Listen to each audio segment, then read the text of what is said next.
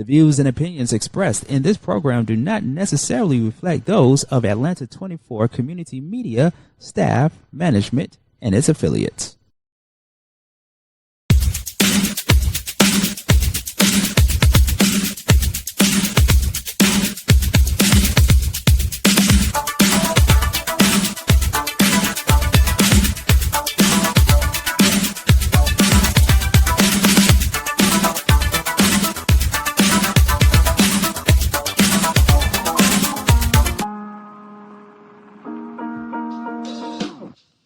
Welcome to Sean Garvey and My Special Guest, the show in which we have one-on-one conversations with the best and brightest influential people in the industry, from community leaders to entertainers and so much more. Sit back, relax, and enjoy Sean Garvey and My Special Guest.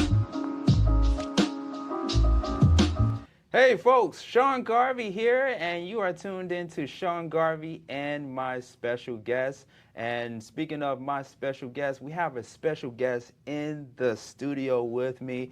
And I was telling this lady here that's sitting next to me offline, it's been a minute since I spoke to anyone from the political arena, and we are living in some serious political times. So this is just perfect timing to have her in the studio with us here on Sean Garvey and My Special Guest, Miss Sherry B. Williams in the studio. How are you doing?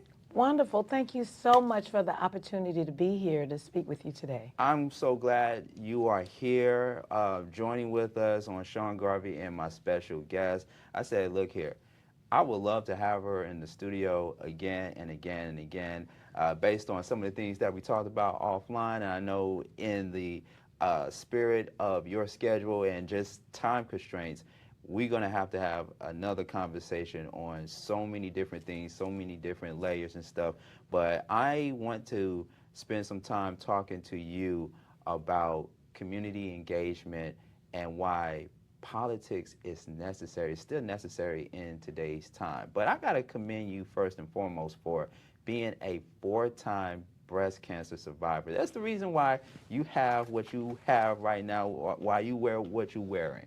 Right? That's right, that's right. 4-time breast cancer survivor? Yes, sir. Wow. God is amazing, amazing. Can you talk to us a little bit about that journey, about the journey of surviving one thing after another and how that affected you, especially with your mental health? As a person who is a mental health advocate like myself, I believe that when you are on that journey, it can take a toll on you mentally. But what was that like for you? So you wanna go there? I want to go there. We're there now. We're there. Okay. Yeah. So, to my knowledge, there was no one in my family that had breast cancer. But then someone also said to me is that you really don't know what your family history is. You really don't. Because sometimes people don't tell you that they are going through medical challenge. So when you do your family history, if they don't reveal it, they keep secrets, then you don't know. But to my knowledge, I was the first. So when I was diagnosed the first time, it was a pea-sized lump that didn't even show up on my mammogram. So, but the good news is I had a good OB-GYN, African-American, and she also ordered an ultrasound. So the pea-sized lump showed up on the ultrasound. And so I had a lumpectomy. There were no lymph nodes involved. And so I had the surgery, and I had radiation, and I had chemo. Then, because they told me I was so healthy that I can go through both of them at the same time. Yeah. I'm going, that's interesting. So I went through both of them at the same time. But before I had my last treatment, my last chemo treatment, I had blood leaking out of the nipple on the opposite side. And they say whenever something different happens to your body, make sure you let the doctor know. Right. Well, that was different. So I let the doctor know, and they said, oh, just come in tomorrow, because I called them on a Sunday. They said, just come in tomorrow, and we'll look at you, and then we'll decide what it is, and we'll keep moving. Well, that Thursday, I was supposed to have my last chemo treatment. So they did the analysis, and it takes them 2 days. So By Wednesday, I hadn't heard anything, and I still thought everything was okay. But they called me late Wednesday and told me that that was cancer, and I almost fell on the floor. I'm going, okay, so I'm having my last chemo treatment, Yeah. but this is cancer over here. They said, well, different cancers respond to different chemos and different treatment.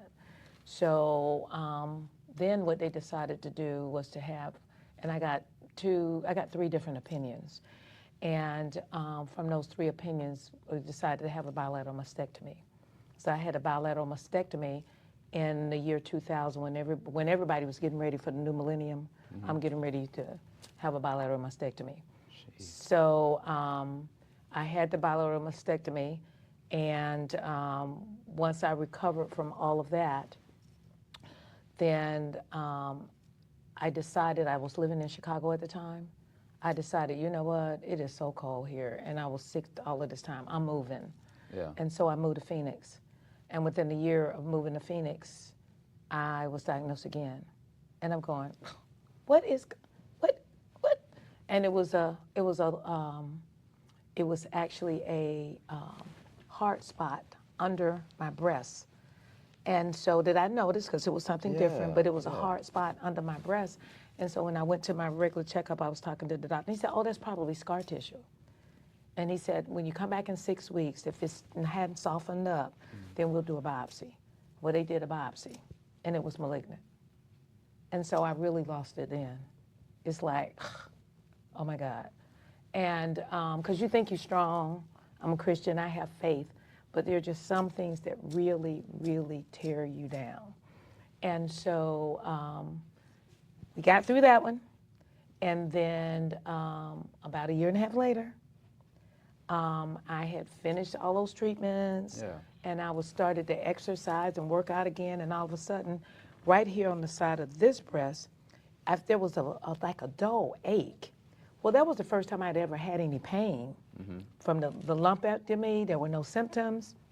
The blood leaking out of the breast. There was no pain. So I didn't associate pain, cancer with pain. This under here, there was no pain. So, but there was a ache. What is that? 2 little nodules ache. Same thing. We're gonna do a biopsy. It's probably nothing. Yeah. We're gonna look at it. It came back malignant. And I went, okay, y'all. All right, let's do this again. So one day I was driving down the highway in Phoenix. I had moved to Phoenix. I was driving down the highway, and I just started crying. I don't know what it was. I was on my way to radiation treatment, and I just started to sob, and I could not stop. Because, I'm the one that's, I'm type A personality. I'm holding everybody else up. You're doing everything that you're supposed to do. You going into the gym, you working out, you following the doctor's orders. And in this moment, you find yourself in the car, and you're just like, why? Why me? No, thoughts must have been going through your mind, though. No, it wasn't why me. I never had a why me. My mantra was always, how long? Everybody goes through something. Jesus went through something. Everybody goes. David, everybody, Solomon, everybody goes through something. So this is my something. But I was sobbing because it was like, you think you're doing everything right, and then it's just one thing after another. So I just kept asking the Lord, how long am I going to be in this place? Okay. So I'm driving down the highway, and I couldn't stop crying. So I'm in the car, and I've been sitting in the car for 20 minutes trying to stop crying, because I'm the one that when I get to the radiation treatments, I'm the life of the party for everybody. Oh, this is your first time. Oh, time will go be over before you know it. Okay, just get through this, hang on in there. I'm near the end, this is the beginning, everything is cool. So I'm sitting in the car trying to stop crying so they won't see my eyes are red. Yeah. So I'm walking, so pretty soon I said, okay, now, I was supposed to be in there 5 minutes ago. I gotta go, my eyes are still all red and stuff. So I'm walking down the hall and I see a nurse coming toward me. She said, Miss Williams, how you doing? And when I said, I'm okay. When I get closer, she said, what's wrong? I said, I don't know, I just can't stop crying. I can't stop crying. And so she said, oh, we'll talk to the doctor. And the doctor said, what hurts? I said, nothing, I just can't stop crying. And he said, okay, I'll pray for you. Now, he's Jewish. He said, I'll pray for you. And so the nurse said, well, what did he say? Did he give me any medicines? No, he said he's going to pray for you. He told you that? I said, huh? She said, okay, that's interesting. So I was able to stop crying. Right. But the next day I had an epiphany. The shortest verse in the Bible is what? Jesus wept. Crying is cleansing. So through all of this, we hold it in. We never, we're trying to prove to everybody that we're okay. And guess what? We are not. That's why they say it's okay to be not okay. But that's not what we were taught growing up. Never let them see you sweat. You got to hold up. You got to be the strong one. You got to put everything and everybody else before you. Yeah. And it happens. So that's just part of my journey where I know it's okay. Because being a type A and liking to be in control, when you have a chronic illness, you are not. And also at the time, I was pink Cadillac driving, Mary Kay sales director. Those women showed up for me like the U.S. Army. I mean, they took me to my appointments. They scheduled grocery delivery. I mean, they did everything. And that was my family because my family was still back here in Atlanta. So God puts you in places. He surrounds you with people. And I made it through, and here I am. The last time I was diagnosed and treated was in 2004. But they wanted me to have radiation again, and I said, I did everything y'all told me to do. And I was diagnosed again. After I had the bilateral mastectomy, they told me it was a 2% chance that I would be diagnosed again, and I was diagnosed 2 more times. So I said, no, all the research I did said that if you re-radiate a side if you radiate again a side that's been radiated, then that could cause another cancer. I said, but you can't tell me the radiation that you gave me then caused the last one. And so my radiation oncologist said, you know what, you're absolutely right. I can't definitively say that. So I decided not to have the radiation, but I went to Dr. Andrew Weil's clinic in Tucson. So Weil is spelled W-E-I-L, but Dr. Andrew Weil is an MD who takes a holistic approach to medicine. So I went to his clinic, and best appointment I ever had. It takes almost a year to get in to see him, but I went in and he gives you a protocol for life. But I said, when is my follow-up appointment? You don't see him, you see a staff member and another physician. And she said, no, we give you a protocol for life. Once we tell you what you need to do, then you don't have to come back and see us. I went, what? What, that's it? That's it? And they said, yeah. And guess what? I've been cancer-free ever since. Wow. And That's I still amazing. use a lot of those protocols, and I use CoQ10, stuff for the immune system. Right. Mind over Matter. There you go. But that's why you're here. That's why you're here. Because like I said, we're in and I'm not going to sugarcoat it, Ms. Williams, we're in a climate where it's just so much chaos, so much political scandals and things that we hear about in the news and stuff. And you told me some things offline that blew my mind. And I said, there needs to be more public servants than, and I'm using air quotes here, politicians. There's a difference, y'all, between politicians and public servants. I just wanted to acknowledge that. And also on the subject regarding cancer or any type of medical conditions that one is facing, I want to say this to the people that's watching at home or at work. Make sure you go and get your checkup, ladies and gentlemen. Make sure, don't ignore any type of symptom or pain that you're feeling. Please go get checked. Early detections are very important. Exactly. And I didn't even bait you on that one, but that's, I believe, one of the reasons why I'm still standing, because each cancer was diagnosed at the early stage, while my OB-GYN at my regular annual appointment found the lump. The other 3 I found, but if I would not have said anything or done anything or didn't do my monthly self-exams, I might not have found them early. So I might not have be here. But each one of them was early, and I followed the protocols until the very end. Yeah. But I'm still standing. Thank you, Jesus. Thank you.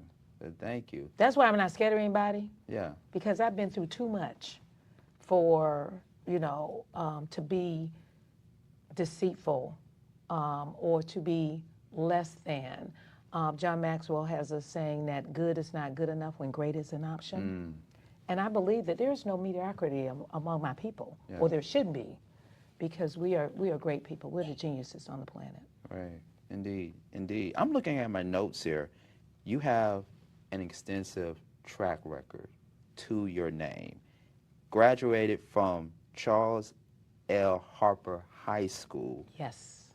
And you majored in political science. Of course, that makes sense, right? You would major in political science. And you have also done a lot of great work in the community. Why do you feel you have been called into this type of profession in politics? Why do you feel that was your calling, or that is your calling to this day? Why not me?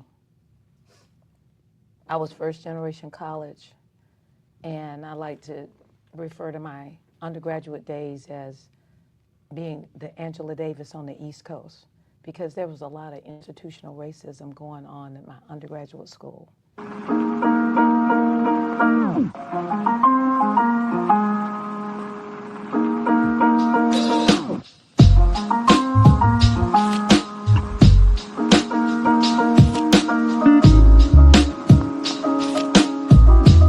So it's things along the way that I've done, and some voter registration efforts across the country is some of my best work. Because at the end of the day, where do all our rights start? Where does policy start? At the ballot box. And voter suppression is not new. Now it's just, it's a spin on it, where instead of the jelly beans, counting the jelly beans, how many bubbles in the bar of soap, or the poll tax, now they're just removing people from the ballot. They're decreasing access points, making it more difficult. So that's some of my best work. So why I was chosen, why not? Why not me? Yeah. Yeah. Solutions. I want to talk about solutions, your solutions for a moment. Sidewalks added for kids to safety walk to the library and YMCA. Street and sewer improvements. Potholes, and in Atlanta, or just in the entire state of Georgia, we have so many potholes. Potholes repaired, street lights, another important one, and traffic signals added. And I cannot forget to mention improvements for MARTA, the transit system. We're talking about Campbellton, Greenbrier, BRT, LRT, and so much more, elevators that need to be added and things of that sort. What more do we need to do? What more needs to be done in the city of Atlanta to improve? Because as a Atlanta resident, and even as an Atlanta native, I can think of 20 to 30 things, maybe more than that, Ms. Williams, that need to be improved in the city of Atlanta. But what do you want to add to your list of solutions in the city of Atlanta that need to be repaired?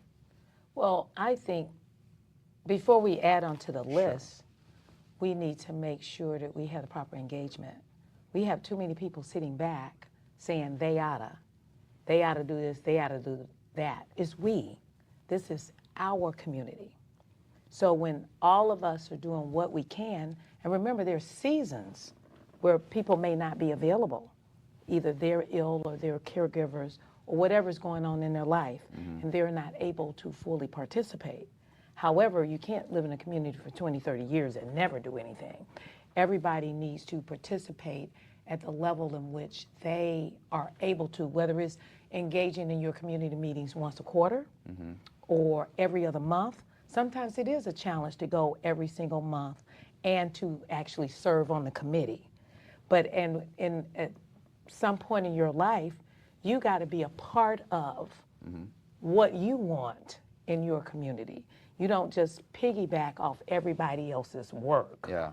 So we have to take turns, so to speak, so that do what you can while you can, so when the point comes where you can't participate, then that's when you pass the torch to the next person. And once we engage more, Yeah. that means we're informed more. Right. So we can help with the things on the list. I like to tell people the difference between Buckhead and Bankhead, basically, is that when there's an issue in Buckhead, there's probably 1,100 calls for help. When it's on Bankhead, maybe 11. Buckhead? What's wrong with that picture? Okay. You know what I'm Bankhead saying? and Buckhead. Mhm. Okay. Now, let's be honest.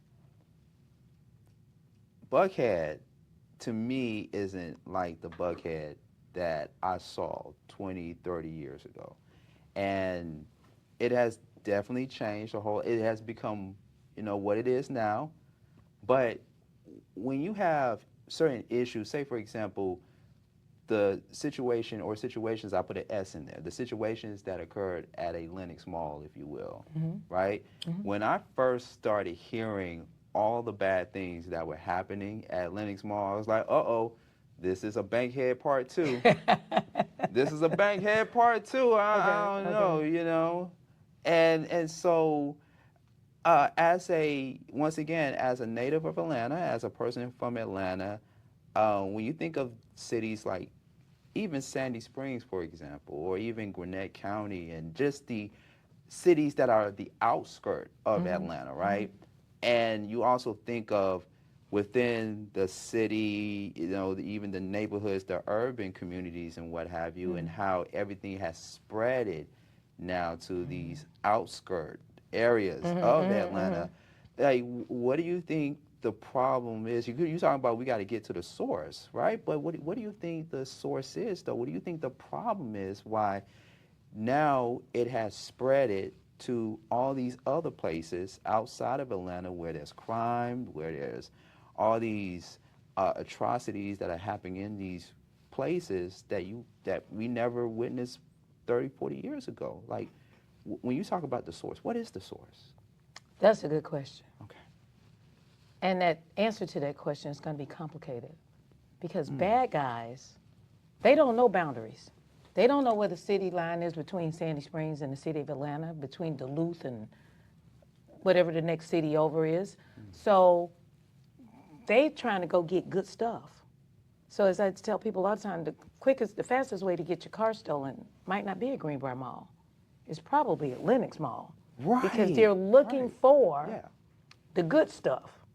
And as the Zone 4 Major Clay likes to tell us at every meeting, you're going to stop seeing car break-ins the minute people stop breaking in cars and they don't find guns. So that's what they're looking for. They're looking for guns, phones, and laptops.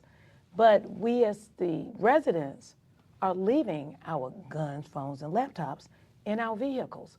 When they come up with 1 for 20, they're going to stop breaking in because it's not going to be worth their while to break in the vehicles. But they know that there's probably 1 in 4 chance that there's a gun in there, there's a laptop, and there's a cell phone. So that's on us. So where's the source? Good question. Yeah. So bad things happen everywhere now, not just in underserved areas. I agree. Right. So the source is complicated. And there are bad pockets and good pockets all over everywhere. So what we have to do is we have to respect ourselves enough.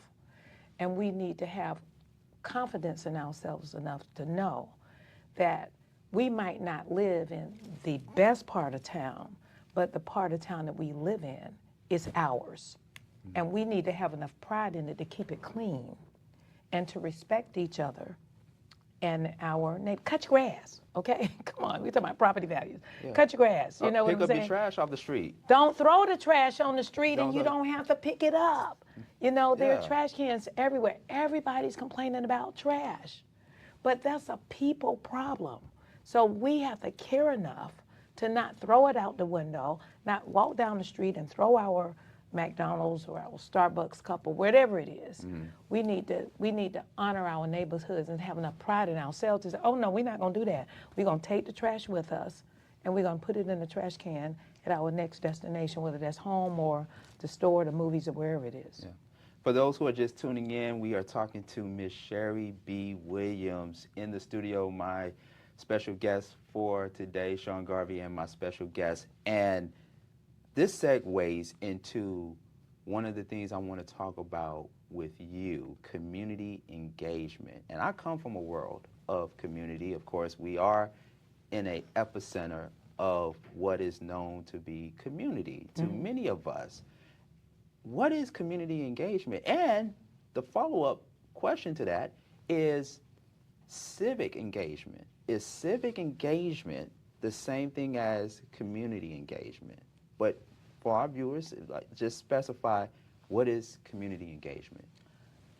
Well, for me, community engagement is exactly that. It's the community being engaged in what's going on outside their door. You can't just come home every day and close the door and say, I don't care about what's going on, because it's more important now than ever to be engaged because of how many natural disasters we're having. You know, you call 911 and guess who's coming? They're not coming because they can't get there. Who's coming? Your neighbor. And neighbors are going to look for the neighbors that they know first to see if they're okay. So community engagement is just that, the community being engaged. Sometimes what that looks like is that the 3 or 4 people in the house right here, they're going to the meetings, but they know the folks over there are sickly or whatever, they can't get out to come, but they're going to watch over them and inform the rest of the neighborhood. Or somebody that works the 3 to 11 shift can't come to the meeting at 6 or 7 o'clock.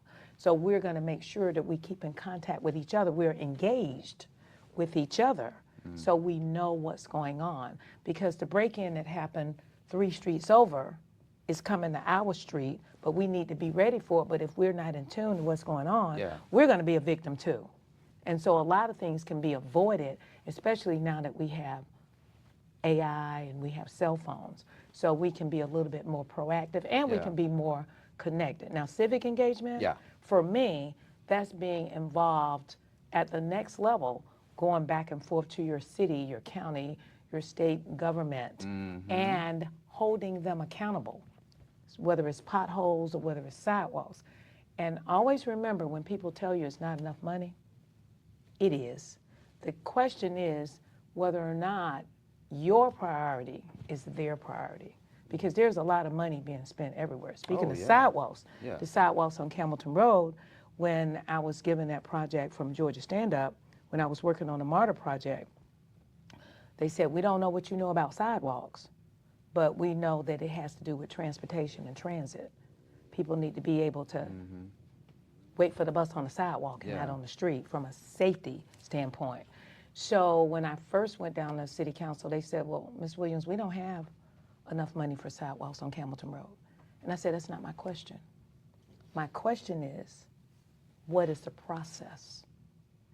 So once they told what the process was, then we could start our checklist.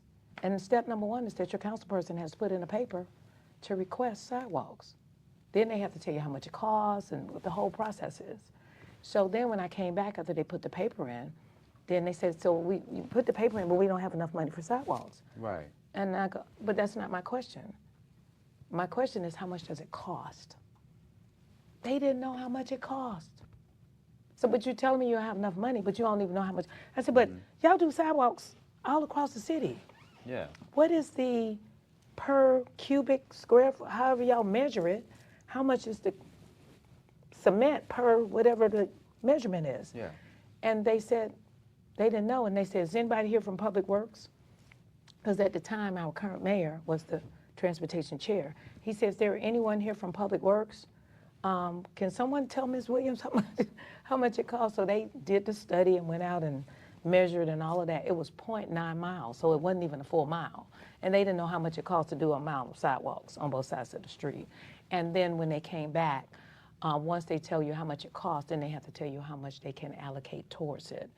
And then I started going to, when I was going to other meetings in the metro area at ARC and at other collar counties, I said, look, we need money on Campbellton Road. Do y'all know of any grant, any money, any funding that can match what the city has? And finally, about 8 or 9 months later, one of the ARC staff people came up to me and said, Ms. Williams, every time you come to our meetings, you're asking us about money for sidewalks. Right. I found a grant, and if you got to use this grant, within 9 months, tell the city they got to use it within 9 months, or the money would go back to the feds. They used that money to meet with the city money, and that's how they got the sidewalks. And the sidewalks were completed about 2 months after the COVID shutdown. And you made it happen. You have made it happen. Well, just knowing the process. I found out what the process was. So we keep asking for things, and we don't know what the process is. Right. And once we learn the process, then we can go through the steps, and we can hold people accountable. But do you think it's also important, too, to not only ask, but demand? Oh, absolutely. Demand. Absolutely. We're paying them. Yeah. Don't get it twisted.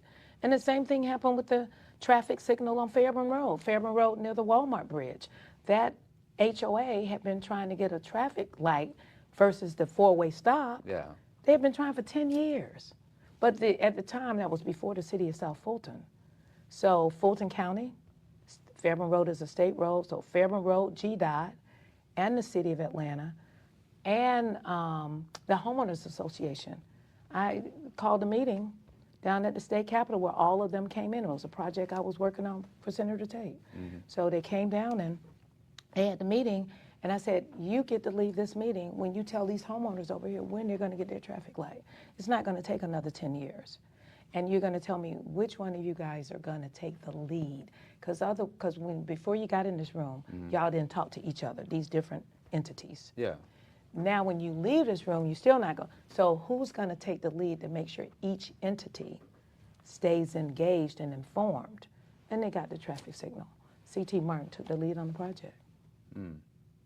And now when you're crossing over the Walmart bridge going toward Martin Luther King, before you get to Benjamin E. Mays Drive, there's a traffic light there versus a four-way stop, which held up the traffic on Fairburn Road, which is a quality of life issue. Right. So every time 285 backed up, then Fairburn Road was backed up all the way back to Cascade in one direction and all the way back past, a mile in the other direction.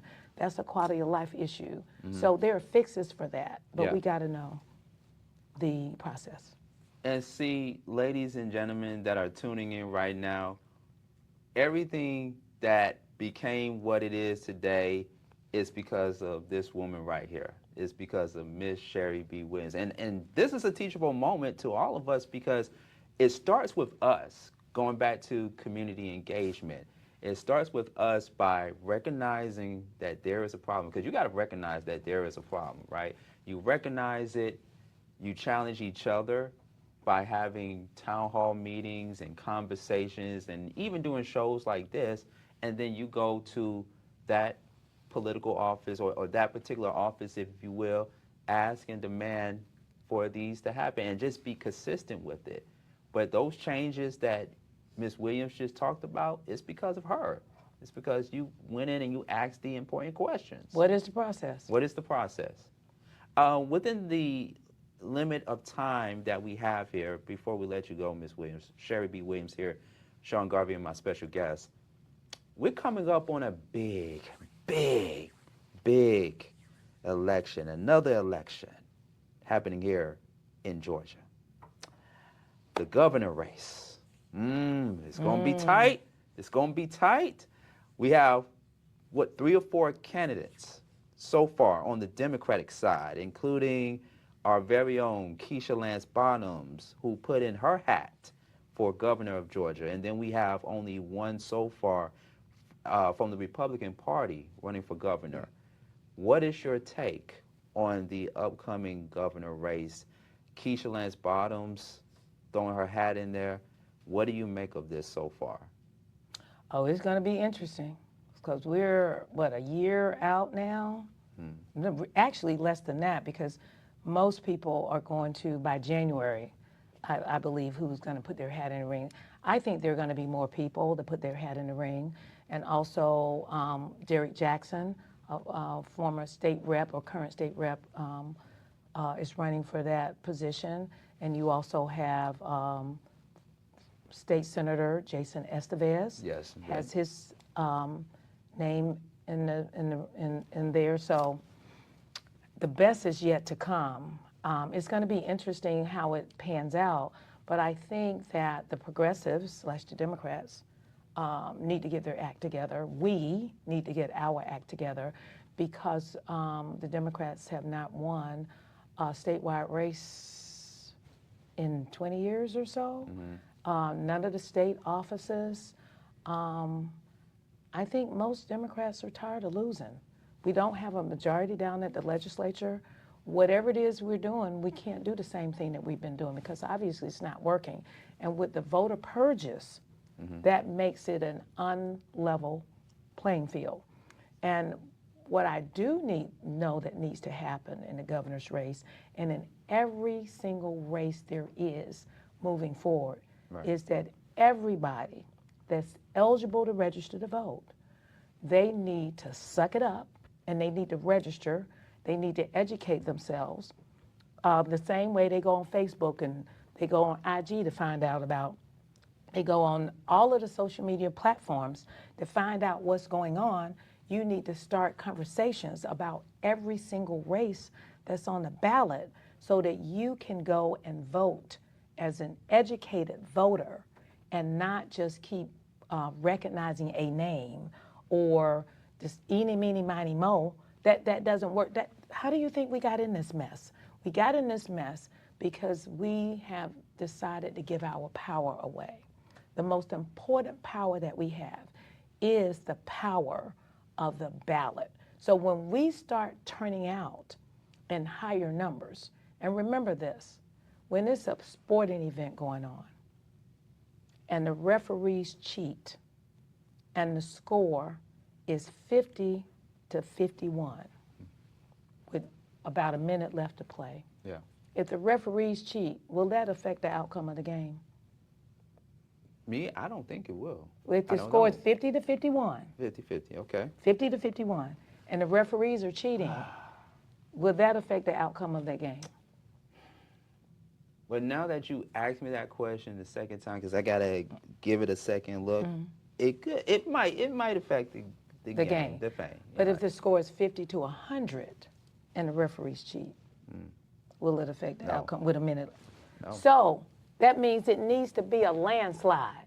So when we show up to vote in huge numbers, because there are thousands of people that were not only eligible, but registered who have not voted in forever, or they're registered and then won't vote. Typically, unfortunately, only about a third of new registrants actually show up to the polls to vote in the next election. And you know why? They're all excited about registering, but then they don't know how to follow up. They don't know how to find out when the next election is. They don't know how to know what does this particular office do. Let's look at the PSC race, the Public Service Commission race. Well, they regulate utilities. Well, everybody and their brother needs to be down there, especially the young people. Do you know that a cell phone is considered a utility? So that means the Public Service Commission, they are regulating the cell phone carriers. You're tired of all those fees, you're tired of drop calls and all of that? That's that Public Service Commission. And all your lights, you need lights, right? Right. So you should be concerned about how many rate increases we've had with Georgia Power. That's the Public Service Commission. But most people cannot connect the dots. So basically, you have to do more in the political process than just going in, registering, voting. It's more to it. It's holding your elected officials accountable. It's more of doing your research. It's more of doing your homework on knowing who these people are, who are these people you voting into office, staying on track on what they are doing. It's more to that. Absolutely, absolutely. But we do that in other parts of our lives. For example, sports enthusiasts. They can tell you the record of every baseball player, how many strikes, how many this, the football players, the basketball players, they know their records, they know everything, they know their injuries, they know everything. Yeah. They are keeping track. So if we could keep track the same way. If we do it in sports, we can do it in politics. Exactly. Could you imagine Harriet Tubman with a cell phone? Oh my God. Or Martin, Malcolm. In the 21st century, yes, but back then, I mean, could you imagine them with some type of social media? I mean, really? Okay, they got people to turn out for protests by word of mouth. Yeah. And we've got the power in our hand and our cell phone. Absolutely. So we need to more effectively use it to get different results.